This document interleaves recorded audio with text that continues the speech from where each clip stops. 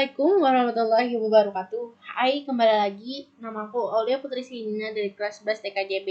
Di sini saya akan memberikan hasil analisis lembar kerja pembuatan PC rakitan sendiri. Sebelumnya, PC menjadi salah satu teknologi yang memberikan efektivitas dalam kehidupan sehari-hari manusia untuk membantu pekerjaan. Namun perlu diketahui, ada beberapa komponen yang diperlukan untuk membuat sebuah PC. Komponen-komponen tersebut dibagi menjadi dua bagian, yaitu komponen perangkat keras dan komponen perangkat lunak. Fokus pada kali ini adalah komponen perangkat keras untuk merakit sebuah PC. Komponen-komponen yang diperlukan adalah sebagai berikut. Pertama, motherboard. Motherboard yang saya gunakan adalah motherboard Asus ROG Strix Z390F Gaming.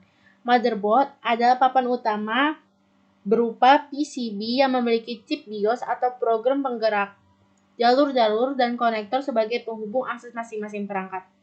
Motherboard ini memiliki kelebihan, yaitu mudah melakukan overclock dengan kecepatan 4266 MHz, kecepatan RAM 2666 MHz, ukuran memori 128 GB, dan memiliki USB tipe C dengan harga 4.539.000. Yang kedua adalah prosesor. Prosesor yang saya gunakan kali ini adalah Intel Core i7 model 2700K. Prosesor adalah komponen komputer yang merupakan sebuah otak yang menjalankan proses dan mengendalikan kerja komputer dengan bekerjasama dengan perangkat komputer lainnya. Satuan kecepatannya adalah megahertz atau gigahertz. Dengan semakin besar kecepatan suatu prosesor, maka akan semakin cepat kinerja komputer saat melakukan proses. Nah, prosesor ini memiliki kelebihan, yaitu memori yang digunakan adalah DDR3 SDRAM. Model grafisnya ada Intel HD Graphics 3000 frekuensi dengan harga 2.346.000. Yang ketiga adalah RAM. RAM yang saya gunakan adalah RAM G-Skill Trident ZRGB. RAM berasal dari singkatan Random Access Memory atau suatu memori tempat penyimpanan data sementara ketika saat komputer dijalankan dan dapat diakses secara acak atau random.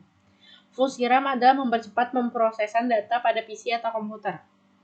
Nah, RAM yang saya gunakan memiliki kelebihan, yaitu kecepatannya yang teruji dengan 3200 MHz dengan kapasitas 32 GB dengan kisaran harga 1.890.000.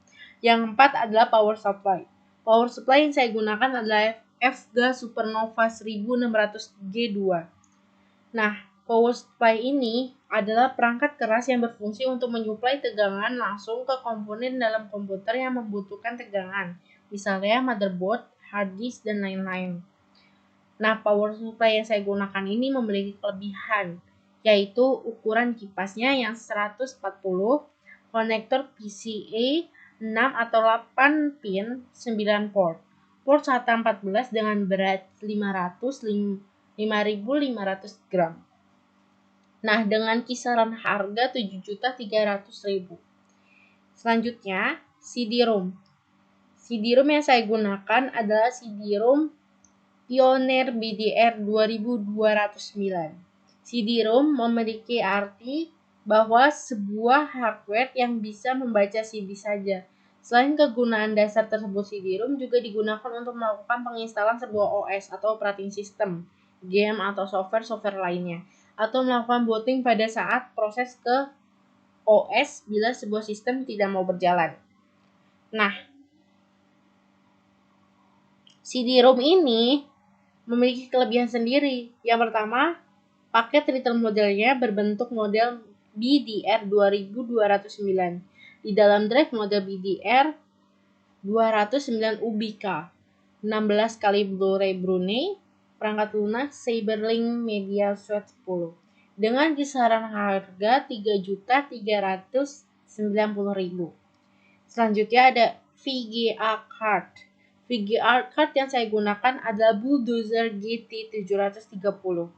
VGA card adalah sebuah perangkat keras yang merupakan atau yang melakukan rendering atau pemrosesan output berupa visual yang ditampilkan pada layar monitor.